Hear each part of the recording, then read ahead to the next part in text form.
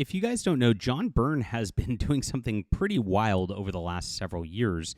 He's just been making his own X-Men comics. He's refused to work for Marvel or DC, refused to even do his own creator-owned work, just doing his own. He's just doing this because, I don't know, he's kind of a weird dude, but a wonderful creator all the way around. And he's always loved like fan fiction and things like that. If you don't know much about John Byrne, I'm a big Star Trek fan here, and John Byrne put together these like photo collages that were based on the episodes of the show, where he like took the photos and turned them into new plots and used them kind of like they were comic panels. It was pretty brilliant. If you look up the John Byrne Star Trek photo novels, you can learn more about that.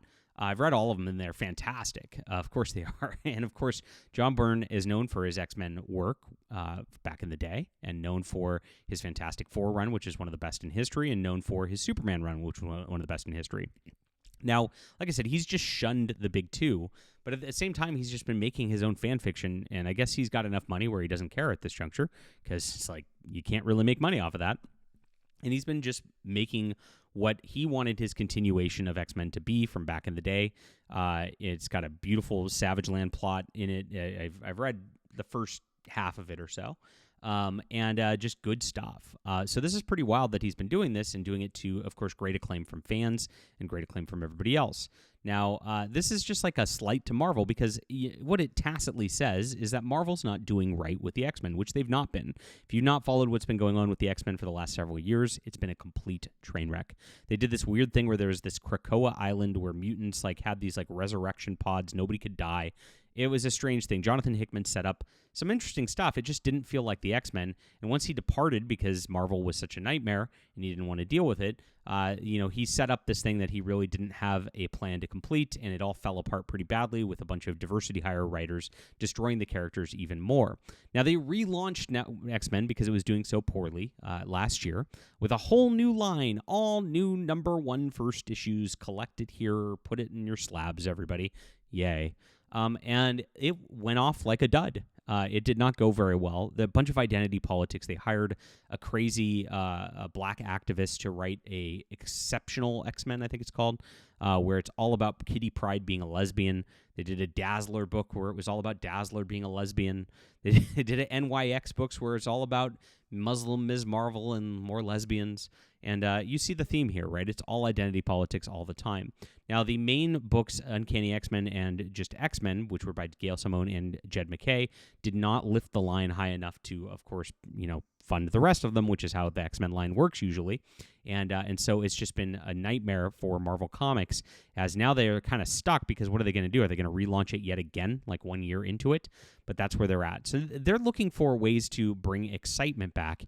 And this gets pretty interesting with the whole John Byrne situation here, which we'll talk about in just a second. So please hit the like and subscribe button. If you like my thoughts on comics and you like what I'm talking about with writing and the like, I write my own comics and do my own thing. I'm never going to be at Marvel Comics, never going to be at DC Comics, blacklisted because of politics, of course.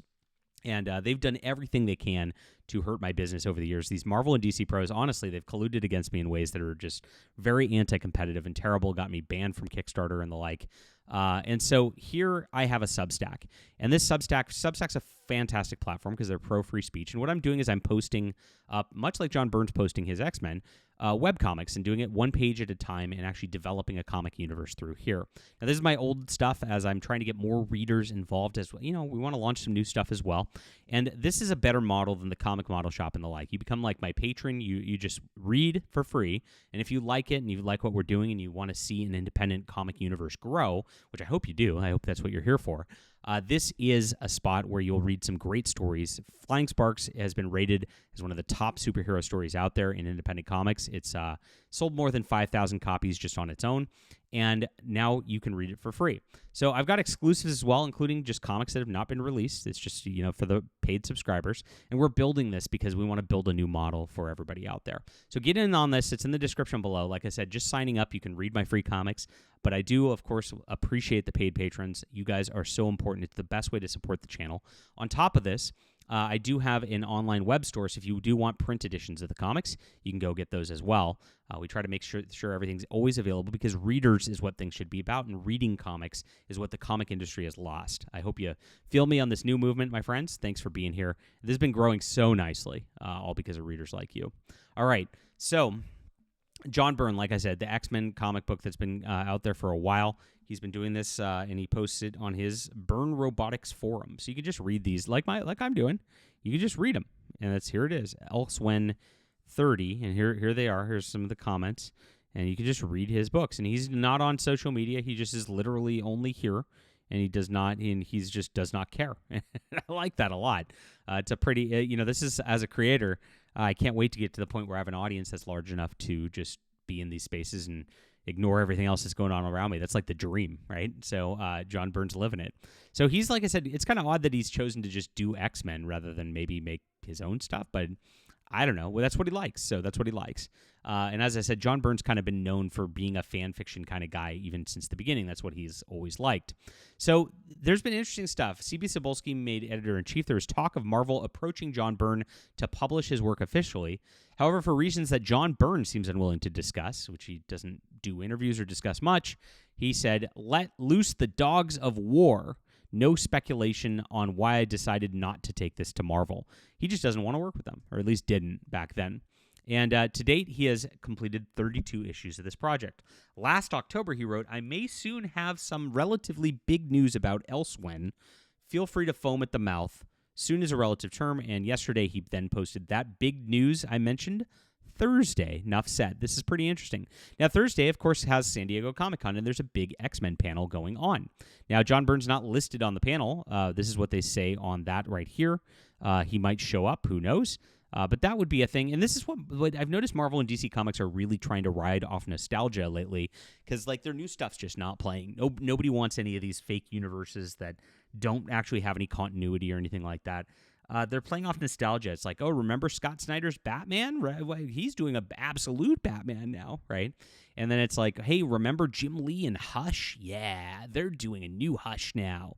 Remember Jeff Loeb and Tim Sale's Long Halloween? Oh, we're doing a new Long Halloween now, even though Tim Sale's not with us anymore.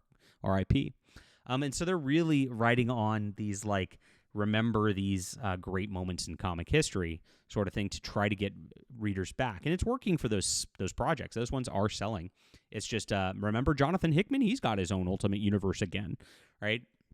And that's all that they have left because none of the new crop they've brought in, these diversity hires and everything that have been pushed through all this stuff, are moving the needle whatsoever. Like I said, the X-Men line is pretty dead. They are not selling very well. Fans are not into it, and they're really trying to boost it. So here's what they say. X-Men Age of Revelation is coming. Mutant kind is not ready. X-Men have risen from the ashes. What threat lies in their future? There's the editor. There's Tom Brevoort. A lineup of David Marquez and Ryan North. Ryan North's, of course, another activist out there not doing very good with anything he does. And here it is. The interesting stuff, though, it's not Gail Simone listed. Not what's in Jed McKay listed. So they're kind of doing a soft reboot again, it looks like. Plus, attendees who stay to the end will receive an exclusive giveaway comic. So they're even giving away books, insight on titles. But maybe, just maybe, John Byrne's going to be brought into this situation, and they're going to publish this. Which, by the way, if this happens, it's going to outsell all the X-Men books by far. This is 100% something all the fans would want to read and be interested in. John Byrne's X-Men would be something that is real comics again, and that I might even frickin' buy this, which is unheard of as well. I have read a bunch of it on the forums, but it's very interesting that this might be a reality and published by Marvel Comics now. Leave a comment down below. What do you think about this? Would you read John Byrne's X-Men at the very least? Love to hear from you. Hit the like and subscribe button. And of course, please check out my comics on my JDA Comics website, Substack. This is the place to be, guys. Really appreciate you being here. We'll be back soon.